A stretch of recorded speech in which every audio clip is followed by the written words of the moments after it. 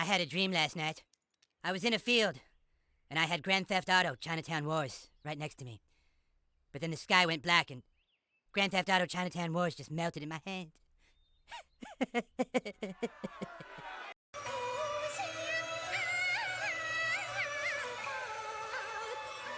Grand Theft Auto Chinatown Wars, the second GTA game I never played. That just leaves GTA Advance, and I've officially played the entire series. I have to say, when Chinatown Wars was initially announced, I was both baffled and really intrigued. A portable GTA game on the Nintendo DS of all things? The system with kid-friendly titles like Mario and Pokemon on it? I mean, don't get me wrong, I owned a DS back in the day, and some of my favorite titles of all time were on it. But after 2 back-to-back GTA spin-offs on the PSP, I couldn't understand why Chinatown Wars would head to the DS. Well, at first anyhow, as it did eventually come to PSP and later onto mobile phones. But considering the DS had shifted the tide in the handheld war to become the clear winner by this point, I guess Rockstar wanted to maximize their profits by launching on the more popular handheld. That said, I'm actually playing the PSP version for this one. No real reason this time. The DS version is perfectly playable on PC. It's more so because while I think its touchscreen minigames are neat, on PC they don't exactly feel the same with a mouse. You know what I mean? A stylus on a smaller screen just has the intended effect the game is going for. Like Vice City Stories, I don't really have an excuse for not playing it till now, but just like that game, it left quite an impression on me. Actually, even though I finished the game for this video, I couldn't resist downloading it on my hacked Vita to keep playing on the go. And let me tell you, it's been hard to pry myself away from the game to work on this script. So let's dive into what I consider the most addictive GTA game I've ever played. But before we get started, make sure to hit that subscribe button and turn on the notification bell, because after this, I'll be covering Saints Row 2. Trust me, you don't want to miss that video.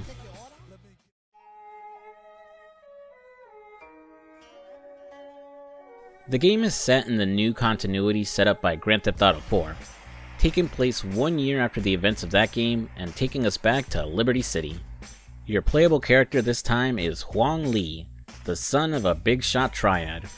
And before anyone gives me shit, I googled it. It's pronounced Huang and not Huang. I can guarantee I'll still mispronounce some other names though. While Huang's dad wasn't exactly father of the year, more interested in doing drugs and cheap women than actually raising his son, Huang still feels obligated to avenge his father when he's killed, swearing on his grave he'd bring his killers to justice. This is what brings him to Liberty City. That, and to pass along his family's sacred sword, Yu Zhang, that will allow his uncle to ascend and take over the Triads. Unlike the previous 2 games on the PSP, Chinatown Wars isn't the usual 3D open world, and instead returns to something closer to the series' roots, going for an overhead 2D look with cel-shaded 3D graphics. The overhead look is a style that I don't mind. In fact, I really dig both Hotline Miami and Shakedown Hawaii. But as someone who was raised on the 3D GTA games, it's hard to go back to that style. It's kinda why I haven't done videos on the Grand Theft Auto games before 3. They're fine for what they are, they just don't interest me. Here though, it really does click. Maybe because it's not exactly the same style, still technically being 3D, just in an isometric view. And because I'm going through the familiar streets of the updated Liberty City, it's amazing they managed to squeeze this place on the DS and PSP. Yeah, it's missing Alderney and it's definitely scaled down, but I can easily pick out and find all the recognizable places from GTA 4. Returning to our protagonist, if I had a word to describe Huang, it's sarcasm. Like non-stop sarcasm. Sure, pretty much every GTA protagonist is snarky to a degree, but Huang is in a whole other level, pretty much undermining and backtalking every single person he speaks to, even ones he should really keep his mouth shut around like the higher-ups of the Triads. I don't mind it at all. It's a bit refreshing to see a character question all the dumb shit he's forced to do, or call out other characters for their own fuck-ups. If anything, it made me wish the game had voice acting. Instead, we cut to 2D cutscenes anytime we get into a conversation with someone. Yeah, I know it was initially developed for the DS, so they probably couldn't fit full voice acting onto the cart. That, or they would have had to compress it down into a garbled mess of audio. but it would have been cool if Rockstar ponied up some cash to add it for the PSP version, and considering how underpaid VAs are in this industry, I doubt it would have cost much. The cutscenes are fine for what they are, though I would have preferred a text box and character portraits showing up over the gameplay. Think like what you see in RPGs like Persona. Arriving in Liberty City, things go tits up for Huang almost immediately, as despite his uncle's bodyguards picking him up at the airport, the group ends up getting ambushed, with his protection getting killed and Huang taking a bullet to the head. Luckily, it only scraped him, and his would-be assassins can't be bothered to check if he's really dead before tossing his body into the water.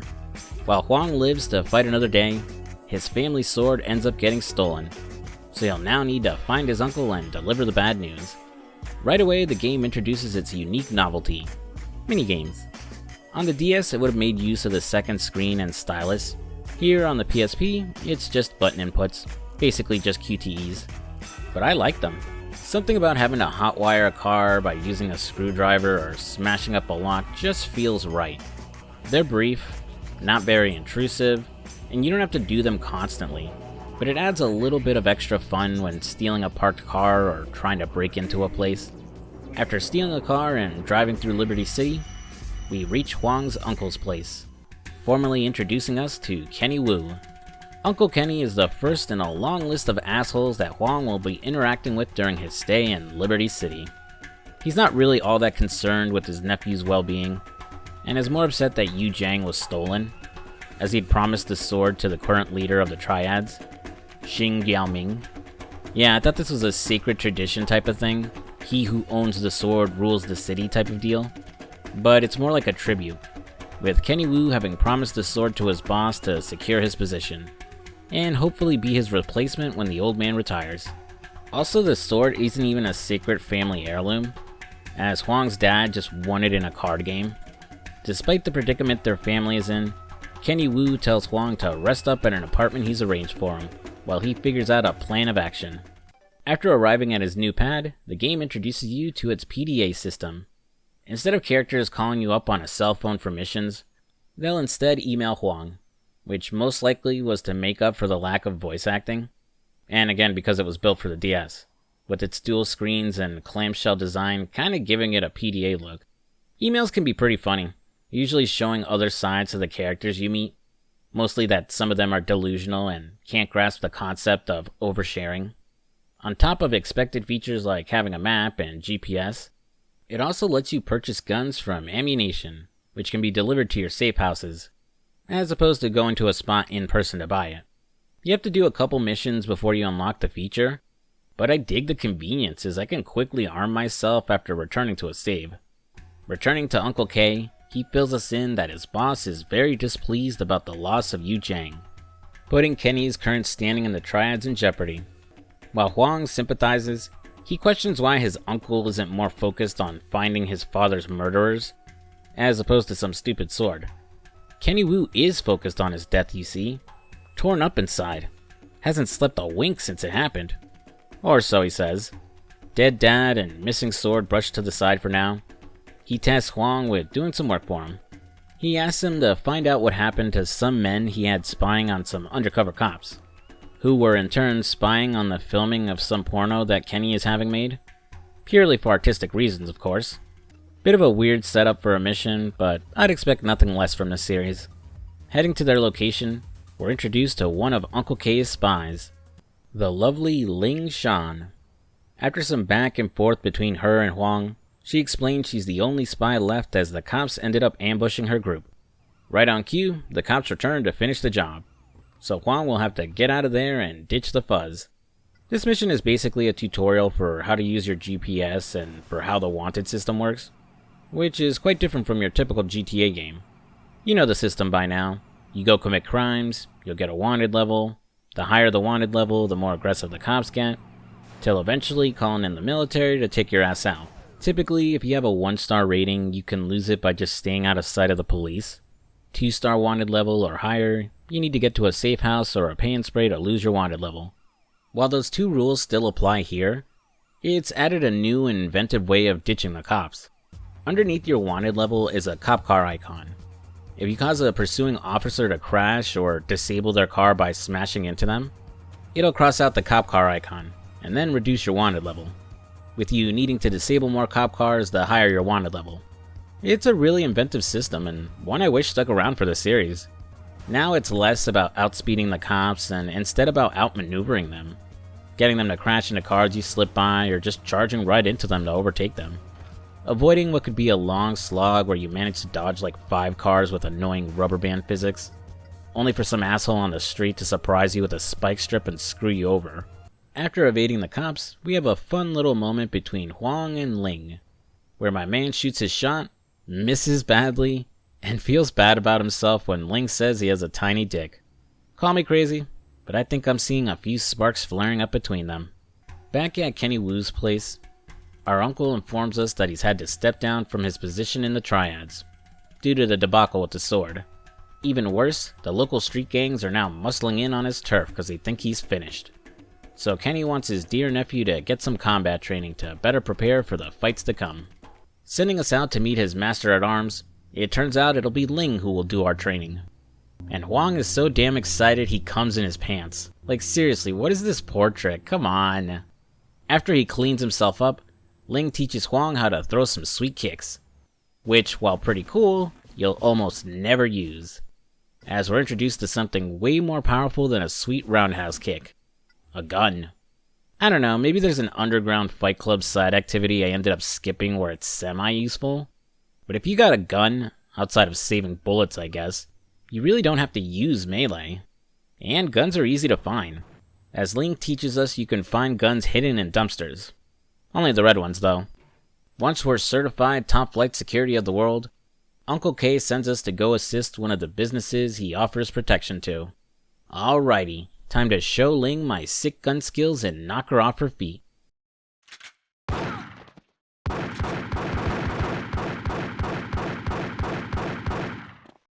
Wait, Ling dies? Already? It's barely 30 minutes into the game.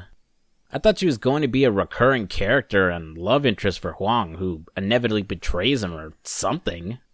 I mean, why did Rockstar bother getting so much character art of her to promote the game if she only shows up for 2 missions? And then they ended up redesigning her in-game anyway, making the whole thing pointless. Oh well. Goodbye, Ling. Maybe I'll use your character art for the thumbnail of this video. You know, in honor of her memory. Totally not using sex appeal as a cheap and easy way to get people to click on the video. Make sure you like, comment, and subscribe. Time to avenge my not love interest. Shooting is as basic as it gets. Just lock on and shoot, switching between targets like you would in a regular GTA game. Though the lock on is probably the most busted of all the GTA games, as on top of people you can also lock onto cars. While it can be very useful, it also has a bad habit of creating situations where you're trying to shoot a guy literally right in front of you, only to shoot up his ride instead. It's annoying, but not a deal breaker, as if you get in the habit of switching targets, you can compensate for the iffy aim.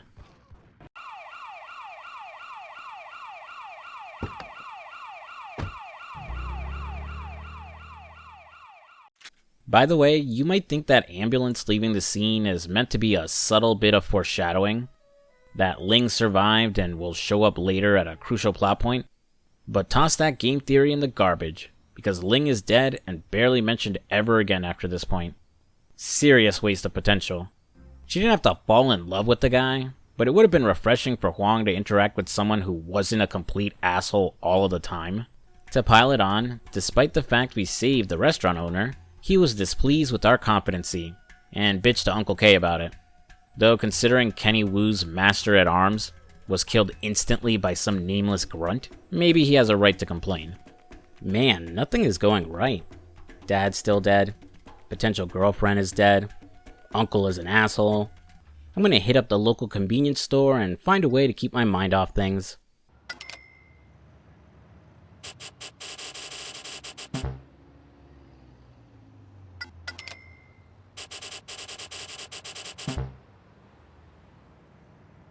Oh, come on. I can't even win a scratch-off either. Checking in with Uncle K, he's unsurprisingly indifferent to Ling's death, and sends Huang out to finish off the gang who pushed into his turf. First, we'll confront a member of the gang before chasing after him, killing his buddies, and then driving after his boss to finish him off. Your killers have been brought to justice, Ling. May your spirit rest in peace. Returning to Kenny Wu, he's even saltier than usual, as Hsin's son, Chan, wants him to work for him.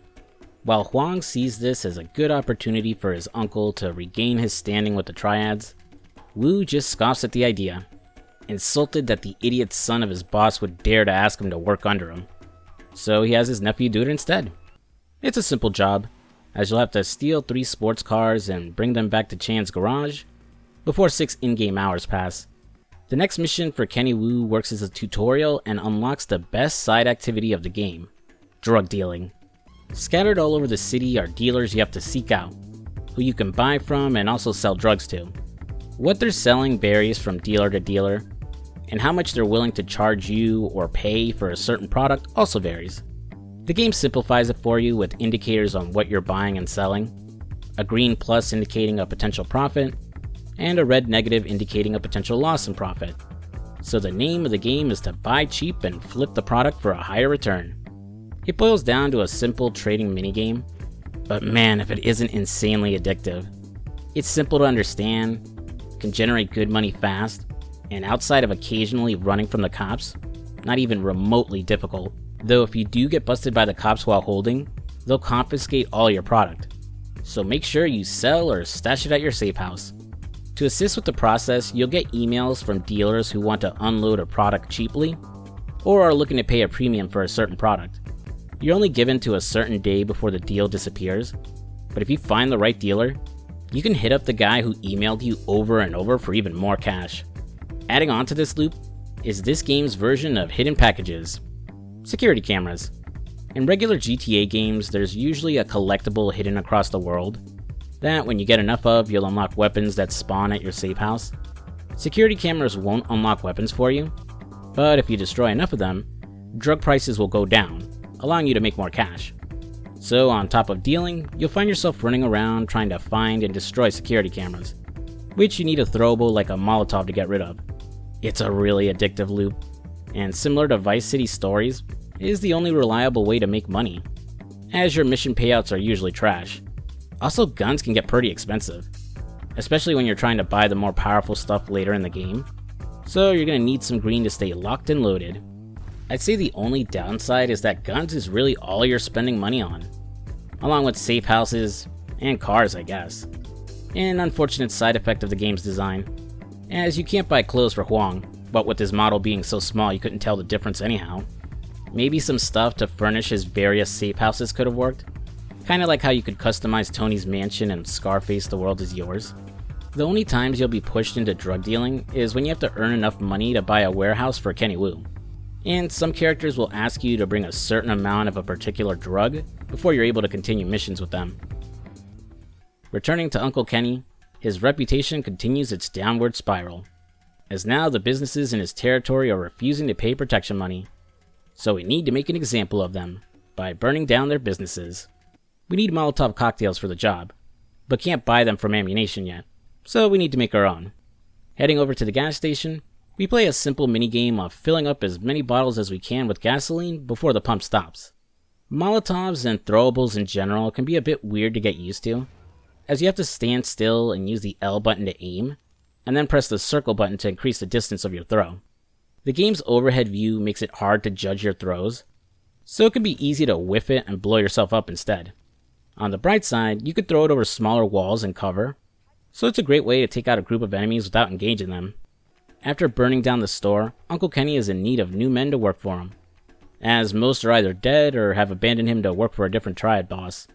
So it's time to pull a Julius Little, driving around Liberty City to save some poor souls from an ass whooping, and gaslighting them into repaying our good deed by joining the Triads. And instead of jumping them into the crew, we give them a tattoo to initiate them. And man, this was probably way easier on the DS, because I did a piss poor job tatting this guy. Chan will reach out after I'm done working for my uncle, thanking Huang for the previous job and offering more work. Chan, being the son of the current Triad boss, is the most likely to inherit his position when his father steps down. This is despite his obvious incompetence. In his emails, he tries to relate to Huang, pointing out the two of them are kindred spirits, both being spoiled rich kids with unloving fathers. Heading out to meet him in person though, we see that the pair couldn't be more different, as Chan lacks any real work ethic, is terrible at planning things, and is delusional in his belief that he's most qualified to be the new boss. In fact, the leaders of the other families favor his rival, Zhou, who actually gets shit done and has a more professional attitude to him. Despite that setback, Chan is convinced he'll win their approval by coming in first in a local street race. Not quite sure how that proves he's fit to lead, but again, he's not the sharpest tool in the shed, as you'll see as we go through his various missions. Despite Chan's driving skills, he claims the current street champ, Hector, is going to be running 3 Honda Civics with spoon engines. And on top of that, he just went into Harry's and ordered 3 T66 turbos with NOS, and a Motec system exhaust. So we need to sabotage his ride to even the odds. But first follow the champ around for a bit, steal his ride when he parks it outside a garage, take it back to Chan's for some alterations, and then drop it back off where we found it. Dropping in on Chan on the day of the race, he's got a mean hangover thanks to partying the night before. With his godlike driving skills now impaired, he wants Huang to assist him in the race and ensure he takes the win. It's a nice little change up to the usual racing mission, as you have to interrupt the racers by smashing into their cars, keeping them from catching up and letting Chan take first. While praising himself for taking the win, he thanks Huang and offers him a position at his side when he makes it to the top. Yeah, somehow I don't think that's going to happen, especially if the Tongs happen to be watching that race. Around this time, Cho will reach out, offering his condolences about Kenny Wu's drop in power, and offering the opportunity to fix your family's reputation by working for him. But we'll need 20 bags of weed to give him first. So till I can gather up the devil's lettuce, it's back to working for that idiot Chan. His next bright idea to win the Tongs' favor is to become a big TV star. And how does he plan to do that, you ask? Well, by letting some reporter he knows do a documentary on him by filming his drug business, though she promises to blur out his face and those of his associates.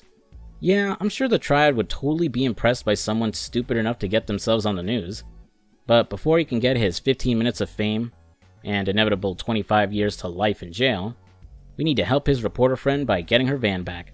So we'll head down to the docks, use a crane to lift and search shipping containers, and take the van back to her. This is Melanie Mallard. As it turns out, she's not even a real reporter, just someone who thinks she's a journalist and hopes to make it big by exploiting Chan. Yeah, I'm sure this will turn out great for everyone involved. In an email from Chan after this mission, he fills us in that Melanie is essentially his e-girlfriend, the two cybering through emails and trading nude photos. Like a Discord mod, she means the world to him, and so he asks that we assist her in making her documentary. Oh yeah, I should point out that these missions revolving around Melanie are exclusive to the PSP release of the game. I could start working for her now if I like, but I decide to go back to her online boy toy to finish up the jobs for him. Stopping by his garage, one of Chang's guys fills us in that he's been kidnapped after the other street racers found out he rigged their race. Heading out to save his dumbass, I have to kill his kidnappers, then after his car catches fire, steal a fire truck and put out the flames before he dies. Is it any wonder that everyone has zero faith he'd be capable of running the Triads? I'm done with that idiot for now, so let's go help out his fake girlfriend. Melanie is just as delusional as Chan, convinced she's some do-gooder that will expose criminals to justice, when in reality she's just self-serving and trying to further her career. Huh, maybe she's a real news journalist after all. We'll drive down to the docks so she can record Chan's men receiving a drug shipment, but Huang is forced into the spotlight thanks to an ambush from the Yardies. He'll have to protect Chan's men while they load their shipment, protect Mel when she gets too close to the action, and finally finish off the Yardies. Despite keeping her alive, she's a bit of an ungrateful bitch about it, as she calls out Huang for killing the Yardies. I'm sorry, what the hell was I supposed to do? Call the cops and tell them some guys were trying to steal our drugs? According to her, yes. Which is why she called the cops and I have to ditch them after finishing the mission. Chan, I swear, a girl you were actually banging isn't worth this much trouble, let alone one you sexed online. Returning to Melanie, she wants some more footage of illicit activities, but this time, instead of filming Chan's guys, we're going after the Yardies. Busting into their drug factory, she records footage of their operations, along with the shootout that breaks out when they catch us. And in a callback to San Andreas, she tells us to destroy their weed crops making use of a convenient flamethrower.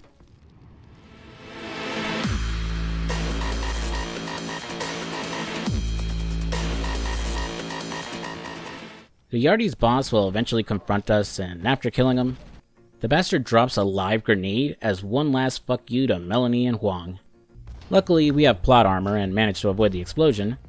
The two women who were with them, though, weren't so lucky. Melanie chews us out for their deaths, and while Huang seems remorseful, he points out their blood is on her hands too, seeing as she insisted we get into this mess in the first place. She's quick to hop off her moral high horse when she realizes one of the women was a reporter for the local news channel, most likely undercover to do her own expose. Melanie is giddy as this could be her chance to become legit, as Channel 15 now has an opening. You know, it's kind of funny. For 2009, she's meant to be an over-the-top parody for a sensationalist media, but in 2023, she's basically your average news journalist. You know, trembling online on Twitter, trying to cancel someone like Mr. Beast, and having an identity crisis she has to pay $8 for a blue checkmark. This wraps things up with April O'Neil here for now, so it's time to grab some sticky icky and finally meet Cho. Like Uncle Kenny, he too sees that Chan as the leader of the Triads would be an absolute disaster. The guy really has his head up his ass though, as while Chan is a delusional idiot, this guy acts like he's God's gift to the world. Cho is so damn arrogant about his own abilities that Vegeta would tell him to tone it down. I will ascend! The universe will marvel to see the ultimate Saiyan potential once again realized! And I will be legendary. But I'll give him some credit, as the guy doesn't mind getting his own hands dirty as we help him out with his first job. Huang will sneak onto a delivery truck to steal its cargo, while Cho follows in his car, the goal being to toss enough crates onto his car to pass. It's basically the same mission you did with Ryder and San Andreas. Returning to his lockup, he's impressed with our skills, though Huang questions if all his bravado isn't to mask the fact he has a tiny dick. Though if you must know, Cho assures us that it's massive. Man, some of these interactions are just hilarious. I really wish there was voice acting because just reading the text doesn't do it justice. Our next job for this cocky bastard has him asking you to collect an old associate of his, Yuri, from the airport. Yuri is a criminal currently on leave from jail due to a medical condition, so we need to get past his police detail and kidnap him. This mission plays similar to one we did in Vice City Stories, where we had to be careful driving Umberto Rubino's dad around and avoid giving him a heart attack. With Yuri though, the cops are on our tail and crashing into us, so his heart will end up flatlining fast. Though thankfully it's not an instant fail, as we can restart his heart by mashing L. Getting him back to Cho, turns out he wants Yuri dead, which annoys Huang as he could have just killed him and skipped the hassle of outrunning the cops. Cho, however, wanted to do the deed himself, and in his own special way.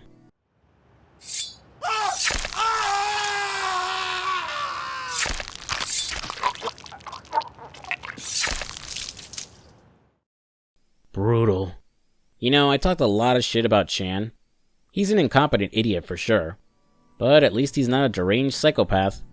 Note to self, don't piss off Cho.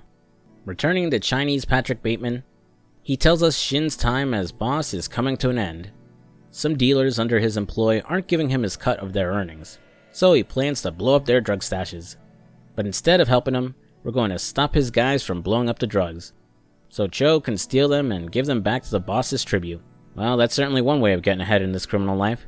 We have to head out to the designated drug cars, stop Shin's men, and disarm his car bombs till Cho can pick up the cars. Thanks to our earnings in the drug game, we can now afford good old Uncle Kenny the warehouse of his dreams. Sure hope I didn't sign off on some high-interest mortgage I can never afford. Hearing rumors of some guy buying exotic items in Liberty City, Kenny Wu wants Huang to ambush a van belonging to the Spanish lords, in hopes of maybe finding the sword Yu Jiang. After stealing the ride, we don't find the sword, but do find a ledger with all their business dealings. So, at least we got something. The mission serves as a tutorial for stealing supply vans from rival gangs, as every now and then as you drive around Liberty City, you'll spot vans with a red indicator around it.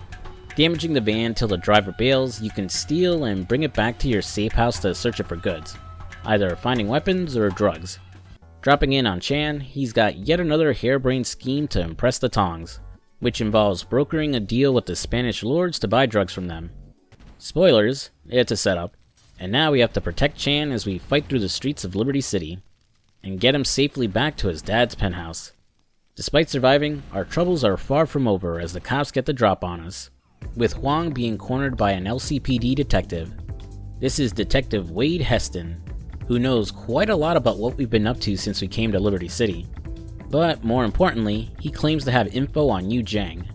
Despite Huang not willing to work with a cop, the detectives got him by the balls, dangling the chance at solving his dad's murder, while also threatening to arrest him for all the crimes he's committed. So unfortunately, he's forced to work with them whether he likes it or not. Before we can dwell too much on that though, it's back to working with wannabe reporter Melanie Mallard. Reaching out to Chan for help with her next shoot, one of his guys gives us some new drug that came into town, which not only gets you high, it turns you into an unstoppable rage monster too. So the plan is to drive around town, toss the drugs at addicts in the street, and record the frenzy that follows, while also creating a new drug epidemic in Liberty City. Guess Melanie is using a page from the Reagan administration playbook, and once again, despite the fact that this was her idea again, she gets all uppity and self-righteous about us ruining people's lives. Ugh, I'm so over her. Why couldn't she have died instead of Ling? Returning to my favorite psycho, Cho, he wants to kill some rival dealers, so I'll drive him around the city while he guns them down with a minigun from the back. Is that excessive? Yes. Is it awesome to see dealers cut in half from the sheer power of the minigun? Big fucking yes. Returning to Uncle Kenny, we're defending one of his stores under his protection instead of destroying it this time, which requires setting up some blockades on the street and killing all the waves of Spanish lords that spawn before they destroy the place. Triad work done for now, let's go see what that cop wanted. Wade Heston is an undercover LCPD officer, currently investigating the Triads and the Korean gangs working under them. He isn't a shining beacon of the law though, as a combination of his substance abuse and believed corruption has internal affairs investigating him and watching his every move. So Heston's trying to make a huge bust to salvage his mess of a career. Also, he's convinced himself his pathetic life is worthy of a movie. Which, spoilers, it's not. This is also the first time we've had any type of real lead about the whereabouts of the sword, and who could be behind Huang's father's death. According to Heston, he thinks the Koreans are behind the whole thing, as they're tired of working for the Triads and want to be independent of them. Unfortunately, he needs more proof, and wants his fellow officers to put more eyes on them, which involves stealing a Korean gangbanger's car, planting drugs on it, egging on the cops, and then ditching the ride at the station so they can arrest the guy later. This little stunt depleted Heston's personal drug stash, so instead of going to rehab or reevaluating his life choices, he needs 2 bags of coke before he can do his next mission. A washed up cop with a drug problem. Ah yes, super original idea.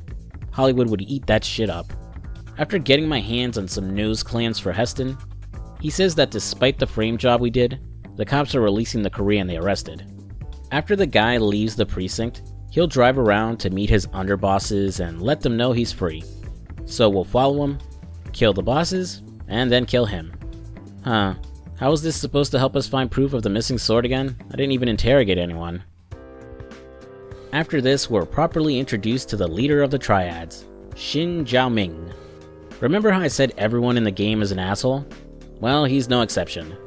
He's still pissed about the missing sword and thinks less of Huang because Chan saved him during that last encounter. Yeah, I don't quite remember it going that way. Pretty sure I remember Sonny Boy here shitting himself. The old man orders Huang to redeem himself by destroying some gambling den. And despite the fact that Hsin is the big boss and could probably kill him on a whim, Huang can't help himself, and mouths off to the old man, fed up with all the shit that's happened and uninterested in honor.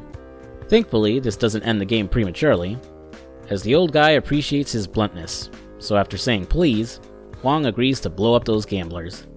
See kids, always remember your manners. Politeness costs nothing. The plan is to steal a gasoline tanker and crash it into the gambling den to blow everyone to smithereens.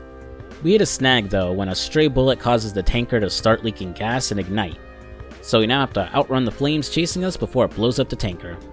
Not quite sure how that works exactly, But this isn't the least realistic thing I've encountered in a GTA game. We'll get a message from Chan afterwards, and to absolutely no one's surprise, Melanie has gone back on her word, as she's got her slot on Channel 15 to show her documentary, but isn't blurring out anyone's names or faces. Chan, being the fedora-wearing neckbeard that he is, still has feelings for his internet girlfriend, and asks us to steal the incriminating tapes and bring Melanie to the docks. After infiltrating the station, fighting off the cops, kidnapping Mel, and killing her camera guy, we bring her to Chan for one last tearful meeting. And I'll give that idiot credit here, as while Mel tries to manipulate him into letting her go, he does the smart thing and puts an end to her. Goodbye, Mel. You were literally the worst person ever, and deserve to burn in hell. Returning to Uncle Kenny, we have to defend his merchandise from getting destroyed by the Spanish lords. Afterwards, following the chopper that was involved in the attack to learn the location of their warehouse. I guess now's a good time to bring up that there's no flying in this game, most likely because of the isometric look of the game, which would make it impossible to navigate the city without crashing. A bit of a bummer, but at least you could still hail taxis to fast travel to destinations. Now that we know the location of the Spanish Lord's warehouse, Kenny Wu wants payback, and sends us to steal their merch and kill anyone who tries to stop us. Returning to Heston, he's getting impatient with internal affairs breathing down his neck, and needs his big bus soon. The plan is to cause a huge distraction, Huang attacking and getting the Koreans to chase after him, so Heston can sneak in and bug their HQ. Sure hope he has probable cause, otherwise any evidence he gets might not hold up in court. Dropping in on him later, Heston's nowhere to be seen, but he'll email to tell us he and his squad are in an active firefight with Korean assassins, and needs help. Rushing to the scene, we bail out his squad and kill all the attacking gangbangers. Then, searching around for Heston, we find him in a puddle of his own blood, at the mercy of one of the assassins, with the guy packing a minigun. Since confronting that guy head-on would result in getting shot in half, I gotta get creative and use some cover to protect myself, and then use a Molotov to kill that guy.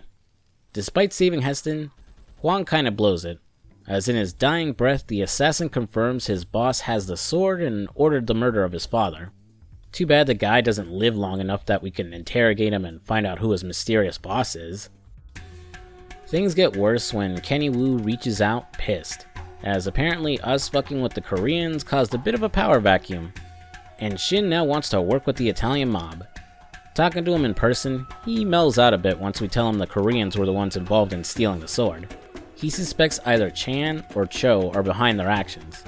But before we can start investigating either, we need to get back into the old man's graces, which means picking up a drug shipment out at sea, avoiding the Coast Guard, and delivering it to the Italians. Hitting the water again, Chan challenges us to a race in the speedboat he took from the Spanish lords. And after it breaks down and the lords show up, we gotta keep his dumbass alive till a chopper can rescue him. Considering his incompetence, I seriously doubt he could cook up a plan to kill Huang's father and steal Yu Jiang. Cho, on the other hand, is a different story. Thanks to the damage we did to the Koreans, their protection rackets have been taken over by the Irish, cutting out the triads from a piece of the pie. So Cho wants us to win that protection back, by burning all their goods at a construction site. In the next mission, Dragon Hall Z, can you guess what that's in reference to? We need to assist Cho with a bank robbery. The plan is to blend in with a parade going on in Chinatown to escape, which we accomplish by stealing a giant dragon costume and dancing our way to freedom. It's dumb, but fun. Pretty sure they did the exact same thing in an episode of Jackie Chan Adventures. You know what isn't fun? Dealing with old man Hsin. Swinging by his penthouse, he's in a worse mood than usual, as the feds are starting to move in on all of his businesses, and his son Chan got picked up and arrested too. Not that he cares that much, but what he does care about is a large amount of dirty cash he needs to launder out of the country. We'll first need to free his men from the back of a news van, find his accountant who's carrying the cash, and then get all of them to the helicopter to escape. Returning to the boss, Chan has managed to get out on bail, and thanks to some feds on his payroll, Hsin has discovered that one of Chan's men is responsible for snitching to the cops. Time to go put a bullet through his brain. This is the first time we get to use a sniper rifle in the game, and because of its isometric view, it doesn't work like you're used to. After assembling it, instead of changing the point of view to zoom in on the target, you instead scan the area for the right guy using the reticle to aim and shoot at him. Yeah, it makes literally no sense from where you're standing and how you're aiming, but there wasn't really any other way to use a sniper for a game designed like this. After I've dealt with the traitor, Chan, who's apparently my best friend now, reaches out begging for help. Despite being out of jail, the feds are planning on raiding all of his counterfeit operations, which means he's screwed if they link it back to him. Since Chan's lazy ass can't be bothered to fix the problem himself, he sends us out to destroy all the goods before the feds show up. Next up, we need to drive Cho to meet some triad bosses and kill any paparazzi that are following him around. Apparently, he has a public presence as a philanthropist, which is why the media have been following him around. You know, kind of like what Wilson Fisk was doing in the first season of Daredevil to hide his criminal empire and his identity as the Kingpin. Man, I miss that show. I just know Disney's going to ruin it with its revival. Checking in with Chan, he's getting impatient waiting for his dad to step down as the boss, and is pissed he killed one of his guys. Huang points out that the guy was a rat, and according to Chan, everyone who works for him is, so he's going to wipe them all out. I'm not 100% sure if that's true. On the one hand, Chan is very drunk at the moment, so he might just be paranoid. On the other hand, he's a complete idiot, so it wouldn't surprise me in the least if everyone working for him was a rat. True or not, he'll fly a chopper over Happiness Island where he gathered all his guys, and Huang will blow them all to hell with an infinite supply of Molotovs. Detective Heston reaches out afterwards. He's ready to go cold turkey and stop doing drugs once and for all, but unfortunately his dealer has too much evidence on him, and he'll expose him if he stops buying. So, as his trusted sponsor, we'll need to rig a car with a bomb, follow his dealer back to his hideout, and then detonate the car to blow the place up. The next job for him is a little more questionable. His contact with the feds claims he knows the name of the informant snitching on the triads, but we have to do him a favor to get the name, which involves blowing up one of Chow's contraband boats. Yeah, I'm not so sure I want to go pissing him off, but I don't have much of a choice. But as Heston points out, as long as I leave no survivors, no one could squeal that I did it. So I take a police boat, fire some torpedoes to blow up his boat, and then head to the jetty to blow up the guy driving the drug van. Ironically, Cho will reach out to us for help afterwards to recover the goods we just got done sinking. It's actually a fun little mission, as you'll use the boat's sonar to ping and search for the contraband to yank up with a crane. Reminds me of searching for treasure in Wind Waker and the Phantom Hourglass.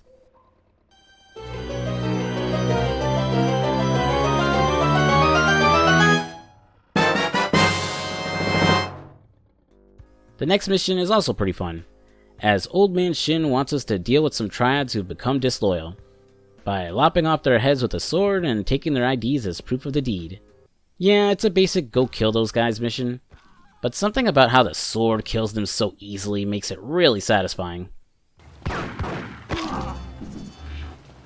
Too bad Old Man Hsin ruins the whole thing, as the paranoid asshole points the finger at Huang as the traitor, and is getting ready to kill him. Luckily, and rather surprisingly, Uncle Kenny steps up to vouch for us, keeping us from joining our pops in the afterlife. Though only a little longer, as we're still done for if we don't find the rat or the sword soon. Man, isn't working for borderline senile crime lords fun? Doing some work on his own, Hsin has two suspects that he believes could be betraying the triads. First is the Angels of Death biker gang, in which the old man hires a private investigator named Lester to infiltrate the gang. And the other are the Midtown Gangsters, the Korean gang we've been messing with for the last couple of hours. Since they seem the more likely of the suspects, let's go after them first. The first half of the mission plays like a stealth mission, as we have to follow a prominent member around, making sure to use cars and walls as covers so he doesn't spot us. Then, when he meets up with his contact, we'll bug his car and follow him to his hideout. Next, I'll check in with how Lester is doing with the Angels of Death, but he needs 10 bags of ecstasy before he can get in the door.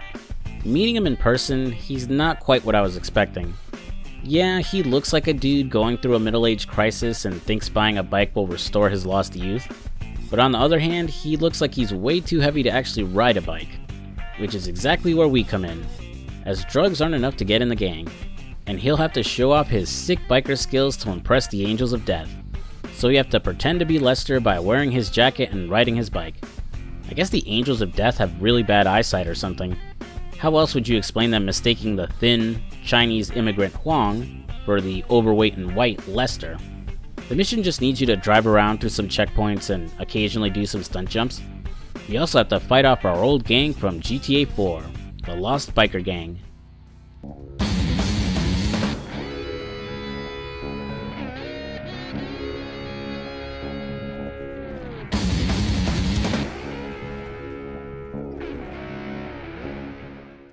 Unfortunately, they're basically the only real tie to the game, despite being set in the same city and taking place a year after its events. So no cameos from Nico, Roman, Johnny, or Luis.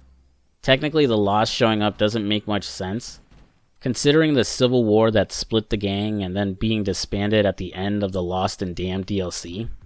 I don't know, maybe some of the members started a new chapter when Johnny left for Los Santos? I still love her. All right, cowboy. Hey, I know. Hey, come on. I don't mean nothing by it, man. I know. I'm messed up. I know, cowboy. It's okay, man. Give me a hug, yeah. Ooh boy, I can't wait till we get to that mess in GTA 5. After getting Lester into the gang, he'll get to work digging up info on them. In the meantime, it's back to Hsin to deal with the Koreans. He wants us to bust into their HQ and steal a safe that could contain incriminating evidence of their betrayal.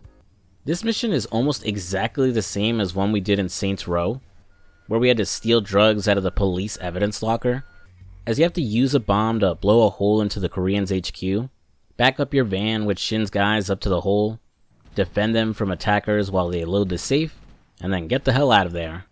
After the goons crack the safe, they're happy to report that none of the documents they find mention Huang at all. I mean, yeah, no shit.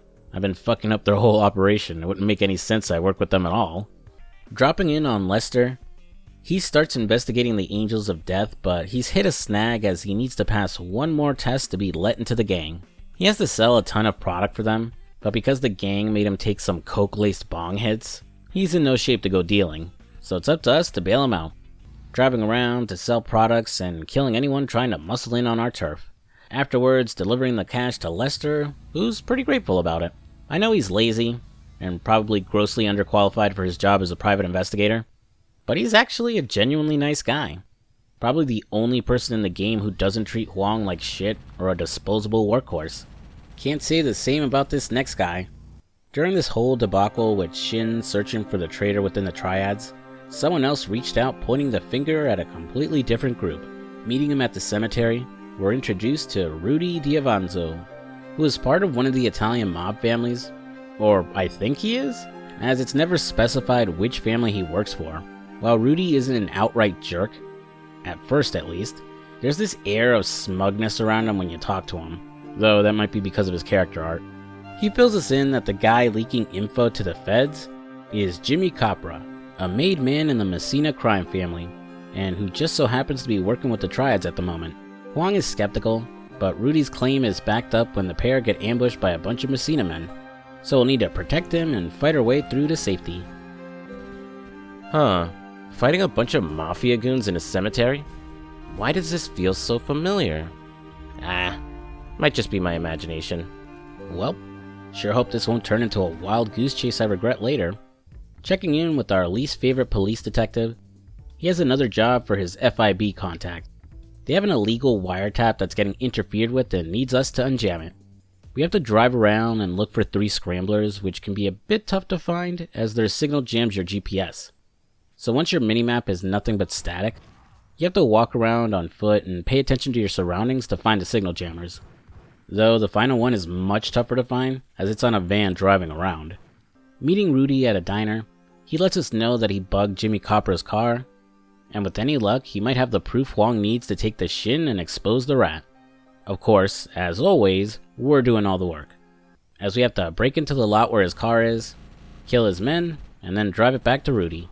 Speaking of old man Hsin, we get an email directly afterwards where he calls us out for starting shit with the Messinas, and says we need to stop working with Rudy unless we get some good proof against his new allies. Well, I'm working on getting the proof, jeez. He's also gotten word that the Koreans are about to accept a shipment of heavy weapons, and worried they might get some stupid ideas, oh, I don't know, like using them against him, we gotta go and stop them. Heading down to the docks, we'll interrupt the deal by killing everyone there, before following their weapons boat and sinking it. Thanks to everything we've done to the Koreans, they're basically no longer a threat. Unfortunately, the boss isn't done with them yet. For the crime of trying to think for themselves and be independent, Hsin wants us to blow up their main base of operations. You know, with all this work we've been doing for him, along with solidifying the Triad's authority, I would hope he'd just forget about that stupid sword already. Anywho, we pick up some explosives, infiltrate their base, kill their guards, place the bombs in key places, and sit back and watch the fireworks. Getting an email from our big and jolly pal Lester. He's been blending in well with the Angels of Death. Even bonded with them as they ran a train on some chick. Oh man, seriously, the script for this game is a work of art. Rendezvousing with him outside a drugstore, he says he's close to getting the info we need, and thinks the boss's girl, Meredith, might be the key. We have to help Lester prove himself again before he can get close to her. This time, protecting a drug convoy for the Angels, and killing any lost members who try to ambush us. Returning to Rudy, he says the recording proves that Capra is the rat. He'll even give us a copy of the recording to pass on to Hsin, though he wants us to take out some rats named on the tape first. All of them Capra men and who all have some heavy protection. Might have been smart to verify their names were actually on the tape first, but I'm sure we'll be vindicated later. Checking in with Heston, he's in deep shit as Eternal Affairs has confiscated his car, with tons of incriminating evidence inside, that not only will take him down, but some of his buddies on the force too, who are already working to chase after and destroy his ride. Well, it looks like the problem is about to solve itself, so why does he need us? Apparently his car was his final gift from his now dead wife, so it holds sentimental value. We need to stop his buddies from destroying the car, steal it, fix it up, destroy the files inside, and bring the wheels back to the widower. Though he comes clean that his wife isn't dead, and that she cheated on him with his best friend, with that being the catalyst for his drug problem, supposedly.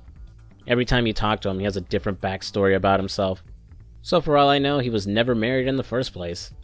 Though that does beg the question why we bothered saving his car at all. I don't know, maybe he sleeps out of that thing now. He is down in the dumps after all. Getting a message from Lester, he succeeded in getting close to Meredith, and having her loosen her lips. Though not in the way we wanted, as the Angels of Death now want him dead for screwing around with the boss's girl. So we have to protect him from the gang while Lester picks her up and heads back to her place to get more info. After the mission is done, it turns out that there was no FIB rat in the Angels of Death. The whole debacle only earning our fat buddy every STD known to man. This brings an end to our time with Lester. He was an idiot, but at least he put in the work and was still a nice guy, all things considered. Returning to Rudy, Huang has become impatient trying to get that recording for Hsin, but Rudy promises to hand it over, after he helps take out Capra. He'll go meet the guy in person for peace talks, with Huang watching over the meeting from the rooftop with a sniper rifle. Since Capra isn't an idiot, and knows Rudy has been going after him, he has his goons ambush the deal, and now we have to snipe everyone and keep Rudy safe. We probably should have killed that bastard too, because as we find out when summoned by Hsin, we were completely fooled. Which, yeah, no surprises there. Kind of stupid to move to take the advice of a complete stranger and start attacking a group with no proof, right? Actually, kind of think of it, we ended up doing the same thing with the Koreans, didn't we? Whoops. Searching around town for Rudy, we eventually find him in a compromising position with one of his goons.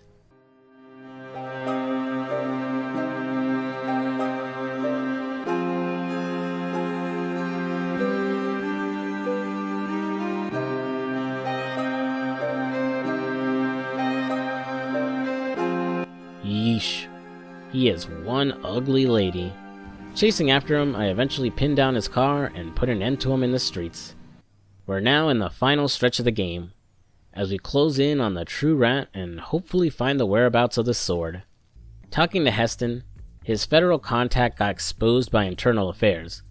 Before he was taken down, he says the name of the rat was on an encrypted file on FIB's database.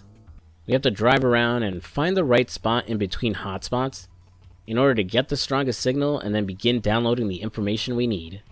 Doing it 4 times and avoiding the cops who end up tracking our signal. Talking to Heston, he's left baffled at the identity of the rat. Or, should I say rats, as Chan and Cho have both been talking to the feds, snitching on each other and their boss. Huh, that's certainly a twist. While I could see Cho doing it as a way to get Hsin out of the way so he can take over, it doesn't make much sense for Chan, seeing as he inherits his father's position by default, assuming of course he wasn't just tricked into being a rat, which really wouldn't surprise me at all. Meeting up with Uncle Kenny at the Libertonian, he's just as surprised about the reveal of the rats, and believes now is the time to tell Hsin and the other Tongs. Unfortunately, the old man has become fed up with us, and has put a hit on Huang and Kenny, so we have to survive through a war zone as Shin's assassins attack us from all directions, with a helicopter dropping bombs on us along the way. Miraculously surviving and finally reaching the old man, we expose the truth to him, finally clearing our names. Hsin is unable to deny the facts, and due to his oath and position, he's forced to order the death of Cho and his son Chan. Fed up with all that's happened, and the fact he's ordering the death of his own son, he officially steps down as the boss and passes leadership to Kenny Wu. While that's all fine and dandy, we still have to figure out which of the two is the one who ordered the death of Huang's father, and ended up stealing Yu Zhang. First we start with Cho, killing a bunch of his guards before confronting him at his construction site. He claims his innocence, and that Huang is being played yet again, before his guards open fire on us. What follows is essentially a boss battle, as in between bouts of killing his armed guards, we'll be fighting Cho's helicopter on the rooftops of his construction site, dodging the missiles he fires, avoiding his spray of machine gun fire, and retaliating with a conveniently placed rocket launcher.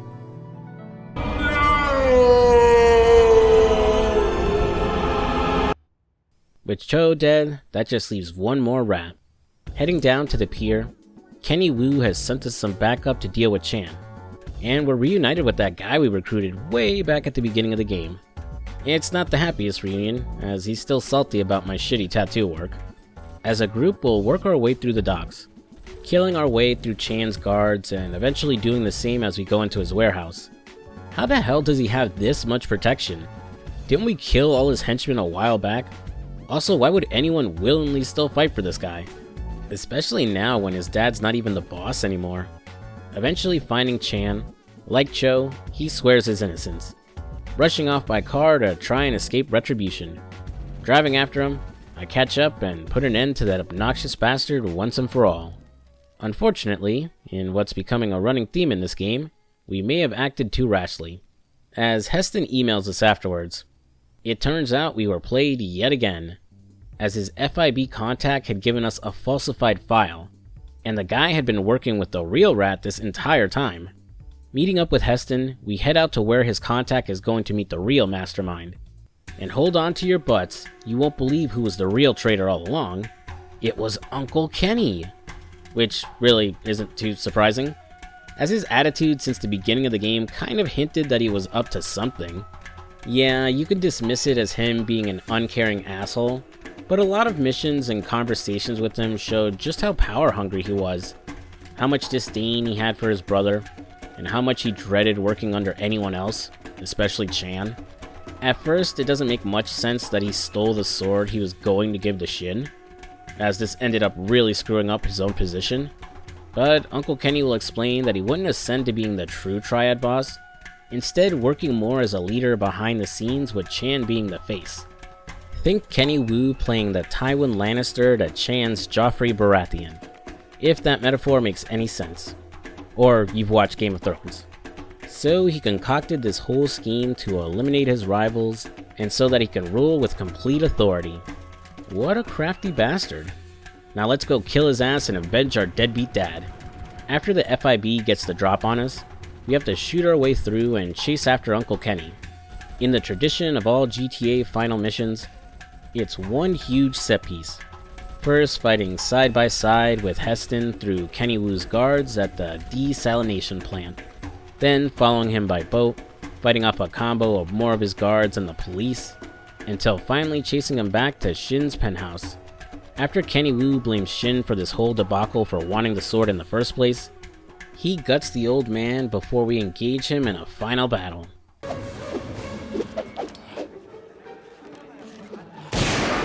Sorry, Uncle. Haven't you ever heard not to bring a sword to a gunfight? With Kenny Wu dead, Hsin names us the new Triad boss. Before Heston pins this whole debacle on the old man, and has the feds haul him in so he can have his big bust and restore his reputation. Though, he's nice enough to let us go and clear our own name. And that was Grand Theft Auto Chinatown Wars. While we avenged our dad, it was a bittersweet ending, as almost everyone we've met throughout the game is dead now. A good chunk at our own hands. Outside of some side missions and some downloadable missions where we meet Ling's brother. Spoilers, he dies too. The game doesn't really follow up on Huang being the boss now.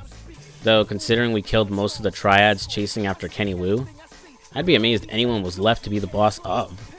Overall, I was surprised by how much I ended up enjoying the game. I thought the overhead camera and 2D isometric design was going to be a huge turnoff that made the game unbearable to play, but to my surprise, I got used to it pretty fast. Maybe it helps that I've played so many Zelda games in the same style. Some of the controls were a bit wonky, mainly the driving, as unless you disabled the option, cars would constantly try to realign themselves in the direction you were driving, which can be a bit disorienting and tough to get used to. But if you turn it off, you have the opposite problem where cars swerve too much, especially at high speeds. I think what really impressed me about the game was the sheer mission variety. Again, because of its design, I was just expecting it to be mostly driving and shooting. But no, we had wave encounters, stealth segments, shootouts on boats, pseudo-boss fights, and so much more. And I already went into the drug-dealing side quest, but it's worth mentioning how addictive it is to play. It's one of those missions that's just perfect for playing on the go, which is why I totally get that the game blew up once it hit mobile. Some of the other side quests are pretty addictive in their own right, like Hobotron, or Fast Tracks where you're driving around in a Rhino. Too bad the mobile version hasn't been updated in years, so depending on your phone, it may not be playable anymore. The music was another place where I was surprised, as it has some really catchy original tunes for a lot of scenes and characters. A real rarity in the series since, I don't know, GTA 3? And that's not including all the music on the radio either, with my favorite stations being Deadmau5 and Tortoise. I don't really have a lot of criticism about the game outside of some small things. For example, there's a very low amount of ammo drop when you kill an enemy, so it feels like you're constantly running out of bullets if you don't come into a mission fully loaded. So you can leave yourself a sitting duck if you reload out in the open. Like I brought up before, the auto-aiming can be wonky, so you'll have to swap targets often to aim at the right guy. The story is fine. If anything, it's one of the few that are consistent from beginning to end. Avenge your dad and get the sword back. And everyone you work for, minus Melanie I guess, helps push Huang in one way or the other towards that goal. So it never feels like you went off the rails working for some rando. But the characters you interact with can feel a little too goofy and over the top at times. Sometimes just a little too self-aware, feeling a bit out of place and like they belong in Saints Row instead. It wouldn't be so bad if it was just a few characters, but even the most serious character, Hsin, still ends up having moments like this. And I brought it up before, but it would have helped if we had more things to spend money on. Also, it's kind of a bummer there isn't really anything connecting this game's story back to GTA 4. Honestly, a cameo or just having one of the previous leads hidden somewhere around the city would have been fine. To sum up my thoughts, Chinatown Wars is a game that sounds like it really shouldn't have worked. A GTA game that returned to its 2D roots and had its start on the more kid-friendly DS sounded like a recipe for failure. But these guys managed to pull it off and create a unique experience that had me having fun from beginning to end. Honestly, with the rise of 2D throwback indie games, I would love to see Rockstar take another crack at a game in this style. Its presentation may be a turnoff for those of you who grew up on 3D GTA, like myself, but I'd say give it a chance if you're able to play it. You may be surprised by how much you end up liking it. And that's the video. Thanks for watching, guys. Wow, I wasn't expecting this to be another long one. With the lack of voice cutscenes, I figured it'd be half the usual runtime of a usual GTA video. Ignoring the original GTA games, that really only leaves GTA Advanced to take a look at. What do you guys think? Should I do it? Looking at videos and reviews of it, I'm not really expecting to like it all that much, but who knows, it could have some interesting things to talk about.